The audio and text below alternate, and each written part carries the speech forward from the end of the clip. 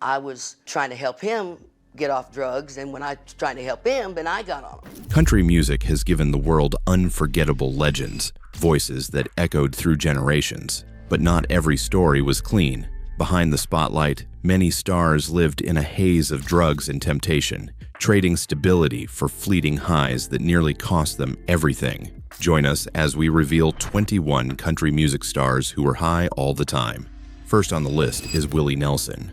While most artists tried to keep their vices hidden, love's the greatest healer. Willie embraced his with a grin and a bandana. His love for cannabis became central to his persona, influencing not only his music, but also his lifestyle. Willie claimed weed kept him balanced, allowing him to handle the chaos of constant touring, financial battles, and the pressures of fame. Unlike many of his peers who spiraled into destructive addictions, Willie presented marijuana as a kind of medicine. Stories of Willie lighting up on the White House roof during Jimmy Carter's presidency or rolling a joint on the back of his guitar case became legendary. Bandmates and friends often described his tour bus as a cloud of smoke. While alcohol nearly derailed him in earlier years, marijuana seemed to be his anchor, keeping him functioning even when the demands of the road threatened to overwhelm him. Nelson's openness about his use helped normalize cannabis in country music, setting him apart as both a rebel and a survivor. Up next, we have Johnny Cash. Johnny Cash carried the image of the man in black, We got married in a fever. a somber storyteller for the downtrodden. Behind the voice and the songs was a man hooked on pills. During the 1960s, Cash became infamous for his amphetamine and barbiturate use, downing handfuls of pills to keep him awake on tour and then sedating himself when the crash came. At his worst, he was consuming so much that his body began to break down. His voice grew strained, his weight fluctuated, and his behavior became erratic. One famous incident saw Cash wandering into the desert, high on amphetamines, convinced he was going to die among the caves. Instead, he stumbled back out, shaken but alive. His addictions also caused legal trouble. He was arrested for smuggling pills across the border and once set an entire forest on fire during a drug-induced haze. Despite these lows, Cash's battles became part of his redemption arc. His faith, his marriage to June Carter, and his eventual recovery transformed his legacy from tragedy to triumph. But for much of his prime years, Cash was undeniably high, almost all the time. Following that, we have Waylon Jennings. Waylon Jennings was the embodiment of the outlaw country movement. Well, I woke up this morning, it would drizzle and rain. And with that came a lifestyle drenched in drugs. Cocaine was his drug of choice, and Waylon admitted he was spending upwards of $1,500 a day on his habit at its peak. Friends said he rarely slept, fueled by long binges that kept him wired for recording sessions and stage shows. The pressure of success, combined with the rebellion against Nashville's polished image, pushed him deeper into cocaine use. The drug nearly killed him. His weight dropped, his finances drained, and his relationships grew strained. He once joked that the DEA practically had a reserved parking spot outside his house because of how often they showed up. Still, Waylon delivered timeless music even in the midst of chaos. It wasn't until his health began to collapse in the 1980s that he finally found the strength to quit. Jennings later looked back with regret at how much time and money he wasted, but fans will always remember him as the outlaw who lived and used on his own terms. Now let's turn to George Jones. George Jones, nicknamed Possum, is remembered for one of the most distinctive voices in country music. He kept her pictures on his wall. But his life was a storm of substance abuse. While his alcoholism was legendary, Jones also indulged heavily in cocaine during the 1970s and 1980s. The combination made him one of the most unreliable performers in Nashville history. His reputation for missing shows earned him the nickname No-Show Jones. Promoters dreaded booking him, knowing there was a good chance he would be too drunk, too high, or too lost to make it to the stage. Friends and fellow artists often had to track him down, sometimes finding him broke and disoriented at gas stations or wandering small towns. His marriage to Tammy Wynette unraveled under the weight of his addictions, though their collaborations produced timeless music. Jones eventually found sobriety later in life, but for decades he was engulfed in drugs and alcohol. Many argue that his tortured performances reflected that chaos, giving his voice a rawness that sober singers couldn't replicate. Moving along, Merle Haggard. Merle Haggard sang about hard times because he lived them. Memories and drinks don't mix too well. His early years included prison stints and bar fights, and later fame didn't wash away his demons. Haggard struggled with alcohol, but also dabbled deeply in drugs, particularly cocaine, during the height of his success. He often admitted that the road made it impossible to avoid substances. The long nights, endless travel, and pressure to deliver left him turning to stimulants and depressants just to survive the grind. The outlaw persona that Haggard cultivated matched his lifestyle. He sang about rebellion and sin while living both. Bandmates often spoke about how unpredictable he became when high, sometimes brilliant, sometimes impossible to handle. His relationships suffered, and his financial mismanagement was worsened by the haze of substance use. Yet, in typical country fashion, Haggard turned his struggles into songs that resonated with millions. His candor about regret and redemption gave him authenticity, but the reality was that for many years, Haggard was rarely sober. Continuing on, Hank Williams Jr. Hank Williams Jr.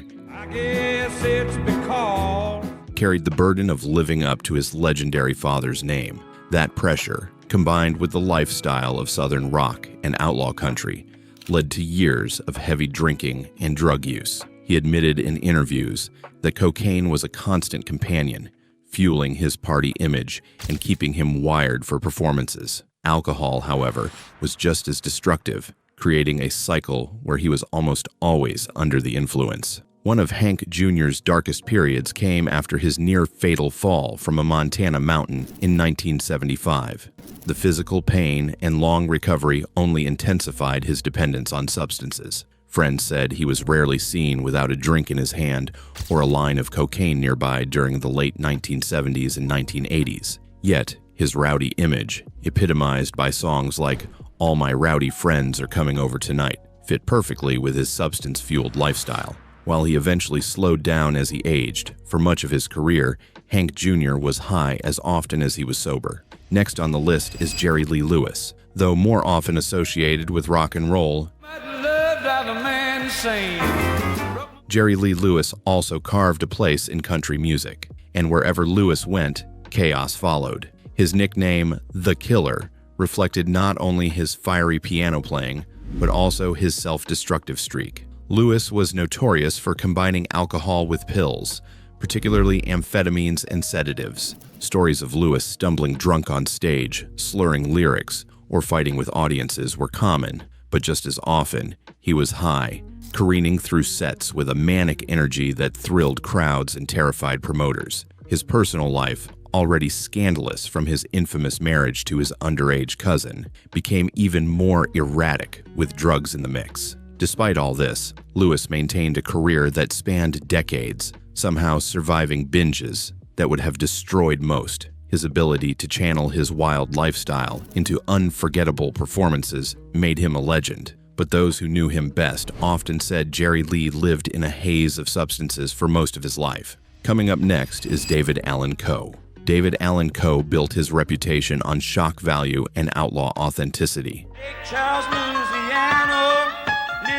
He sang about prison, rebellion, and the rough edges of life, and his personal habits backed up the image. Coe was known to indulge heavily in drugs, particularly cocaine and marijuana, and he didn't care who knew it. He often bragged about his high lifestyle, incorporating it into both his stage persona and his offstage antics. His drug use contributed to his reputation as one of the most controversial figures in country music. Coe was unpredictable, sometimes brilliant in the studio, sometimes incoherent. Bandmates and promoters often struggled to keep him on track, with shows derailing due to his intoxication. While his outlaw peers, like Willie and Waylon, eventually softened with age, Coe seemed to lean harder into the chaos. His catalog of songs reflects both genius and madness, a reflection of a man who was high more often than he was sober. Another name you need to hear, Graham Parsons. Though his career was short, Graham Parsons left an indelible mark on country music by blending it with rock. Tragically, his life was dominated by drugs. Parsons was deeply immersed in the California counterculture, where cocaine, heroin, and psychedelics were all part of the scene. His friendships with the Rolling Stones only deepened his drug use, often keeping pace with rock legends like Keith Richards. Parsons' drug use cut short his life and career. In 1973, at just 26 years old, he died from a lethal combination of morphine and alcohol in Joshua Tree. His death became legendary, not only because of his influence, but also because of the bizarre aftermath. Friends stole his body and tried to cremate it in the desert to fulfill his wish of resting there. Parsons' addiction robbed country music of one of its great innovators. For the brief time he was active, he was high almost constantly, his music soaring even as his life spiraled. Up next, we have Keith Whitley. Keith Whitley's haunting voice suggested a man carrying deep burdens. Amazing how you can speak right to. And those burdens were tied to alcohol and drugs. While alcohol ultimately claimed his life at age 34, Whitley was also known to use cocaine and other substances during his short career. His peers recalled that he could drink and party harder than almost anyone, often staying high and drunk for days at a time. Despite his addictions, Whitley produced timeless music, songs that hinted at his personal demons. His widow, Lori Morgan, later described how his struggles overwhelmed their marriage, with Keith constantly battling urges he couldn't control. His death shocked Nashville, cutting short a career that seemed destined for greatness. Fans often wonder what more he could have accomplished had he conquered his vices, but for the years he was active, Keith Whitley lived in a fog of drugs and alcohol, unable to escape the cycle. Now let's turn to Johnny Paycheck. Johnny Paycheck was as notorious for his drug and alcohol use Walking out the door. as for his outlaw image. Known for his hit, Take This Job and Shove It, Paycheck lived a life of excess. He consumed massive amounts of cocaine, often pairing it with heavy drinking. His drug use fueled a violent streak that landed him in repeated trouble with the law. One infamous incident in 1985 saw him shoot a man in the head during a bar fight in Ohio. Though the victim survived, Paycheck was sentenced to prison. While violence was part of his reputation, many said his constant drug and alcohol use was the driving force behind his volatility. On stage, he could be magnetic, but off stage he was unpredictable, often lashing out at bandmates or promoters. Even after attempts to reform later in life, Paycheck's image remained linked to drugs, chaos, and a career spent high more often than not. Moving along, Steve Earle. Steve Earle earned acclaim as a songwriter,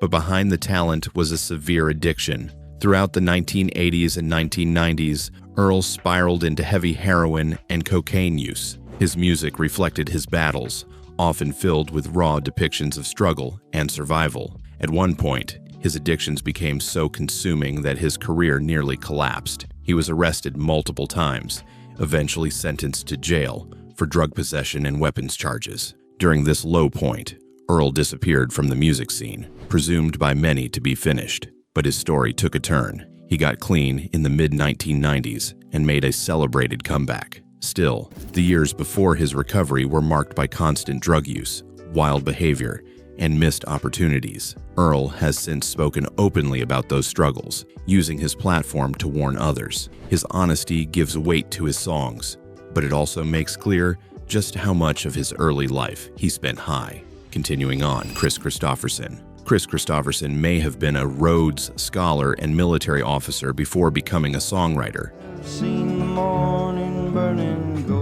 But fame came with its own temptations. While Kristofferson wasn't as self-destructive as some peers, he was no stranger to marijuana, cocaine, and heavy drinking.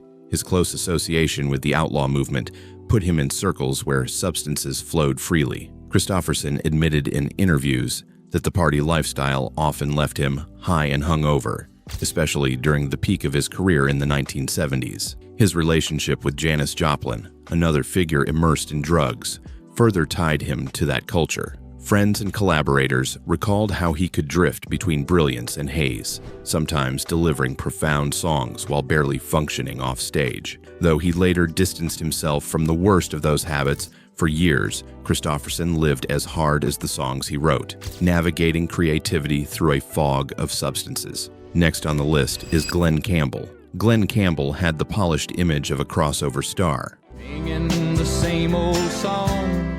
But behind the scenes, drugs and alcohol consumed him. Cocaine became his primary addiction during the 1970s and 1980s. He admitted to long binges, often disappearing for days. His high profile made his struggles public, with tabloids capturing the chaos of his personal life. His stormy relationship with Tanya Tucker was fueled by cocaine, leading to violent fights and public scandals. Campbell's reputation took a hit, as fans who saw him as clean-cut discovered a man drowning in substances. His drug use impacted his performances and his finances, leaving him vulnerable to legal and personal battles. Though Campbell eventually found sobriety and redemption, for much of his peak career, he was high more often than not. Coming up next is Hank Williams Sr. The original Hank Williams lived fast and burned out young. Don't you think maybe we could find...